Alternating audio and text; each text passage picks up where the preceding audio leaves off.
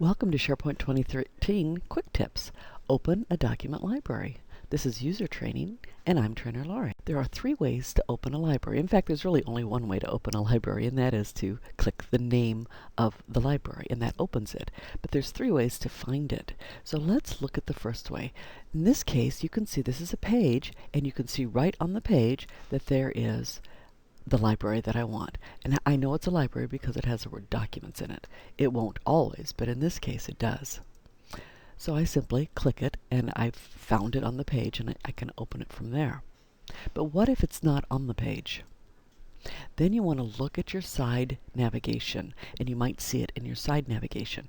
And on the side, under Recent, I happen to have it so that you can see it, Training Documents. So because I can see it there, I click the name and it will open it. But what if I can't see it in the side navigation? Then your third option is to go to Site Contents. When you click on Site Contents, it will show you everything that's in there, everything that the site owner allows you to see, and you can see that this is a library. How do I know? Because of the icon. The icon is a file folder with a piece of paper in front of it. And you can see that there's another one up here, a file folder with a piece of paper on it. And here's another one. So there's several document libraries in this site. If you'll notice here, there's a file folder with a picture on it. I wonder what that stores. Maybe pictures. Yes, indeed. So that is a picture library. This is a documents library. This is a pictures library. I can see the documents in there. I might see file folders. I can click a file folder to open it and to see documents. But in this case, I can see the document that I want. I simply click it and it will open it in the web app. But what happens when you open it in the web app? Do you remember? It is non-editable. In this case, you have to come up to Edit Document and choose an option. And I always recommend that you open in the full application so that you have the full functionality of it. Sometimes you don't want other people to be working on it while you're working on it. Remember, whenever you open a document in SharePoint, the default is that it's in co-author mode. That means up to 10 people can have it open at the same time.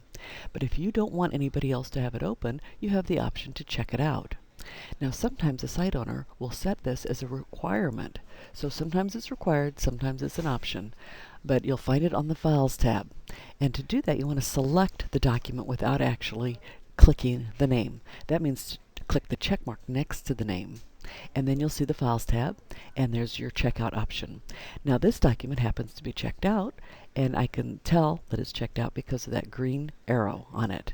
And if you hover over it, you can see who it's checked out to. Remember, no one else can open it while it's checked out, so there is no co-authoring while it's checked out. And once you've checked it out, you'll want to check it back in again.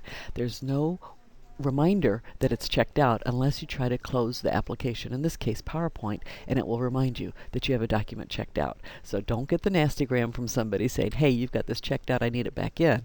Go ahead and remember to check it out. Check it in once you've checked it out.